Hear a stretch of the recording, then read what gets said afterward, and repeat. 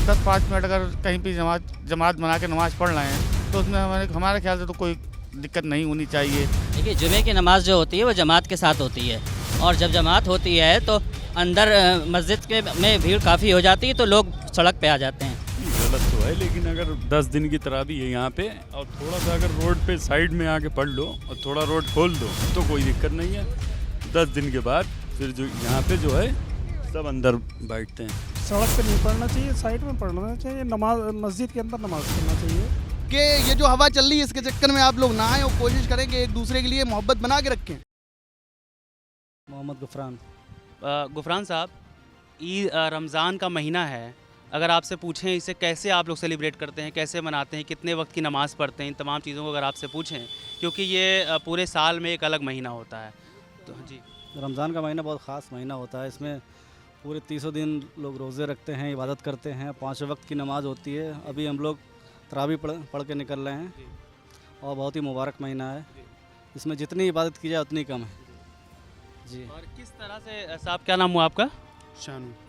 शनु साहब, किस तरह से अलग होती हैं चीज़ें इस महीने में? मतलब क्योंकि हमेशा ऐसा होता है नमाज पढ़ी जाती है, लेकिन ईद का महीना ऐसा होता है कि पूरी कुरान पाक जो है कंप्लीट की जाती है।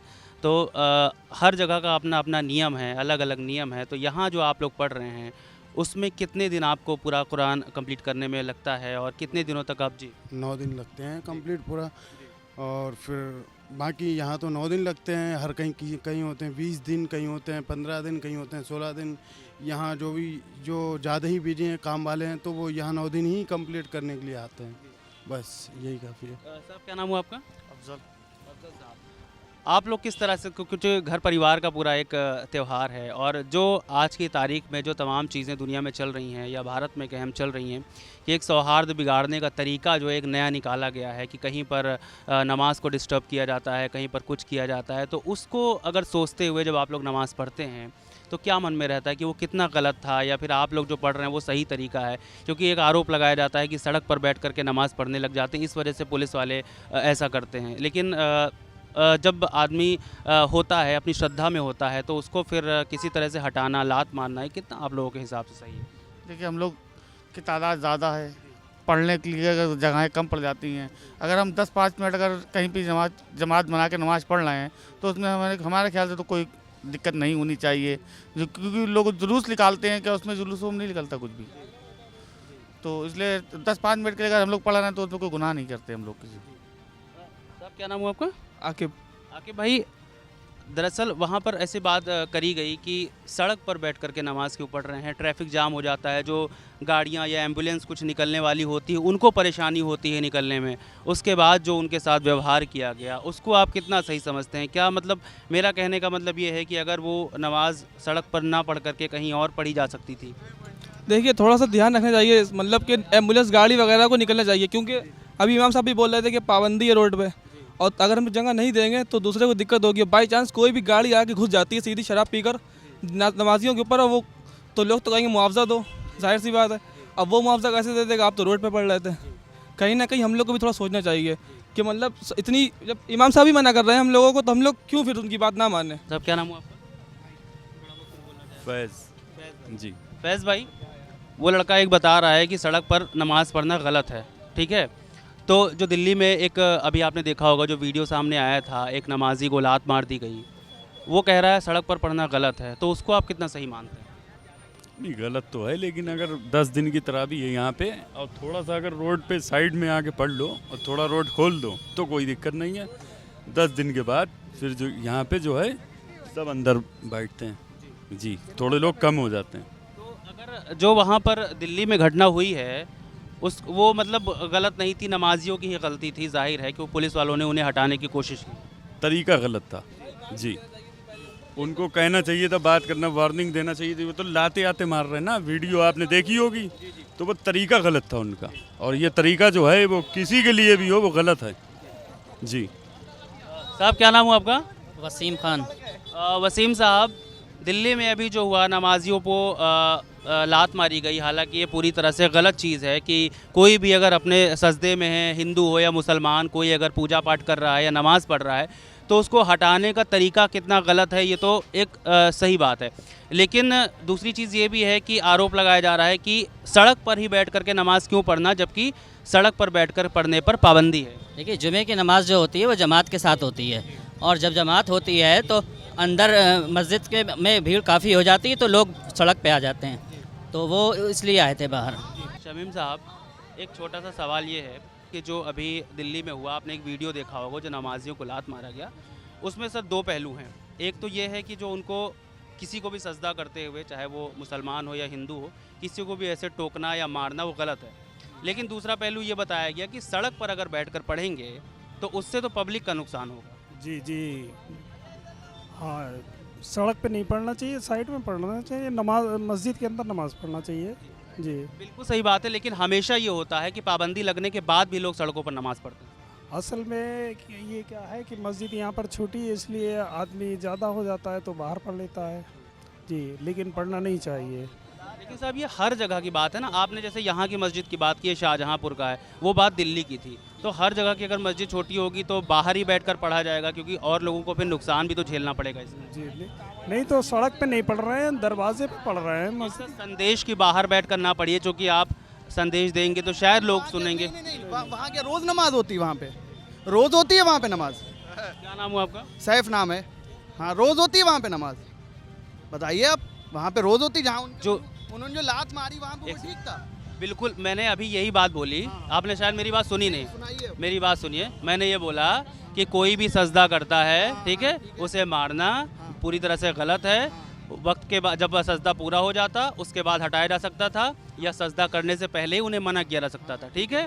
लेकिन अगर वो वहाँ पर बैठकर पढ़ रहे हैं तो मेरा सवाल ये था कि उन्हें भी सोचना चाहिए कि अगर सड़क जाम होगी, कोई एम्बुलेंस निकल रही होगी, कहीं पुलिस वालों को इमरजेंसी में कहीं जाना होगा, किसी को भी जाना होगा तो दिक्कत पे कल आओ आप, हम आपको दिखाएंगे कितनी एम्बुलेंसें रुकी रहती हैं वहाँ पे। जितने जो नाटक और जो होते हैं, आप लोगों का जो प्रोग्राम होता है उसमें क्या नहीं रुकती है एम्बुलेंस? मैंने खुद देखा है। और हमारी नमाज कितनी देर की होती है भाईजान, ये बता दो कितनी देर की होती है? आपको पता है? जब आपको नहीं पता है तो उसका यही रीज़न हुआ ना कि भाई आपको समझ ही में नहीं आएगा कि इनकी नमाज कितनी देर की है। 5 मिनट की। 5 मिनट में तो यार वैसे भी सब कुछ हो सकता है। आपके दिल में क्या है कि हमारे लिए गुंजाइश होनी चाहिए, तब आप हमें रोड क्या अपने सर पे पढ़ने दोगे यार? रोड की तो बात ही छोड़ दो। जी सर, मैंने भाई आपके दिल में गुंजाइश की बात है। बात यह है कि यार ये जो हवा चल रही है ना हिंदू मुसलमान की, वो असल में हमारे दिलों में गुंजाइश ही खत्म कर दे रही है एक दूसरे के। अगर गुंजाइश हमारे दिल में होगी तो हम आपसे यहाँ पे करवा लेंगे, पूजा करो बैठ के, कोई दिक्कत नहीं भाई हमें। और हम आपके यहाँ, हम अपने यहाँ करवा लोगे हमसे? बताओ, हम गलत कह रहे हैं? बिल्कुल सही बोल रहे हो आप। और मैंने भी शुरुआत में आपसे यही बात कही थी कि भाई किसी को भी सजदा करते वक्त मना नहीं करना चाहिए। आप भी वही बात कह रहे हैं। सबसे पहली बात, श्रद्धा किसी की भी हो उसे आहत ना होने दिया जाए, संविधान भी कहता है ये। तो फिर भाई कौन होते हो तुम लात मारने वाले? नहीं, कौन होते हो तुम लात मारने वाले? अभी लात मार ले रहे हो। समय सबका बदलता है, और ये समझ लीजिए हमारी बात। जितना हो सके कोशिश करिए कि हम एक दूसरे के लिए मोहब्बत बनाए रहें। जिस दिन ये मोहब्बतें ख़त्म हो गई उस दिन बहुत सी चीज़ें बर्बाद होंगी, हमारी भी और आपकी भी। आप ऐसे, हालांकि ऐसे नहीं बोलना चाहिए। देखिए, सुनिए मेरी बात सुनिए। देखिए, ऐसे ये बोलना, ये तरीका ठीक नहीं है, क्योंकि कभी भी मोहब्बत खत्म ठीक है तो वो एक की गलती की वजह से आप सबको नहीं बोल सकते। यार गलती का मसला ये है ना कि लात तुम मार कब रहे उसके, वैसे उसे मारो, कोई मसला नहीं है। नमाज पढ़ रहा है वो, तुम लात मारोगे तो हम सब गुस्सा होंगे यार मेरे। और क्या? वो सस्पेंड कर दिया गया। सस्पेंड कर दिया गया? अरे यार एक बात बताओ, सस्पेंड का क्या मतलब है? हाँ, नहीं, सस्पेंड करने का क्या मतलब? मेरा कहने का मतलब आपसे यही है कि उसने गलत किया, ठीक है, वो सस्पेंड हुआ, अब वो 6 महीने के लिए सिर्फ हुआ, फिर से रिट्रीव होगा वो। तो मेरा आपसे, आपके सामने सस्पेंडेशन में क्या होता है आप तो बताइए। मेरा आपसे कहने का, आप सुन नहीं रहे हैं, ठीक है, मेरा आपसे कहने का मतलब यही है कि जब मैं भी आपसे बात करने आया हूं तो मैं भी आपसे यही कह रहा हूं कि वो चीज़ गलत थी। लेकिन मैं आपसे एक संदेश चाह रहा हूं कि जो आपने बताया कि मोहब्बत ख़त्म हो रही है, तो उसी लिए मैं आपसे बात करने आया हूं कि आप उस चीज़ को बोले। यार बोल तो रहा हूँ, संदेश दे तो रहा हूँ कि कोशिश करें कि ये जो हवा चल रही है इसके चक्कर में आप लोग ना आए, और कोशिश करें कि एक दूसरे के लिए मोहब्बत बना के रखें, जैसे कि पहले रहती थी एक दूसरे के लिए, और आज भी है। तुमको बता दें, आज भी है। और जितने लोग लड़वाने की कोशिश कर रहे हैं ना, वो फेल होते जाएंगे, कोई मसला नहीं, क्योंकि हम लोग दिल में रहम बहुत है। और क्लियर सी बात है कि अल्लाह ताला रहमानुर रहीम है। समझे? यही बात मैं आपसे कह रहा था, लेकिन और ये सर सब मुसलमान फॉलो करते हैं इस चीज़ को। आप मुसलमान के दिल में हमेशा रहम देखेंगे, आप चाहे कहीं भी देख लीजिए, हम पे हर जगह जुल्म हो रहे हैं, उसके बाद भी हम खामोश हैं। क्या मतलब हुआ कि हम लोग चाहते हैं ना कि शांति बनी रहे यार, और उसके बाद भी आप टिंच करे रहोगे तो यार एक समय तो आ सकता है ना ऐसा कि टिंचिंग हमारी फिर ख़त्म हो जाए। सब्र की एक हद होती है, ये कहने का मतलब है। और संदेश ये देंगे कि संदेश मैं यही देना चाहूँगा कि जितना हो सके आप लोग मिल के रहिए, और मतलब जो इतना लड़ाई वड़ाई हिंदू मुसलमान वगैरह होता रहता है इसे ख़त्म करें आप लोग, ठीक है? हाँ, बहुत शुक्रिया। क्या नाम है भाई आपका? सिकंदर जी।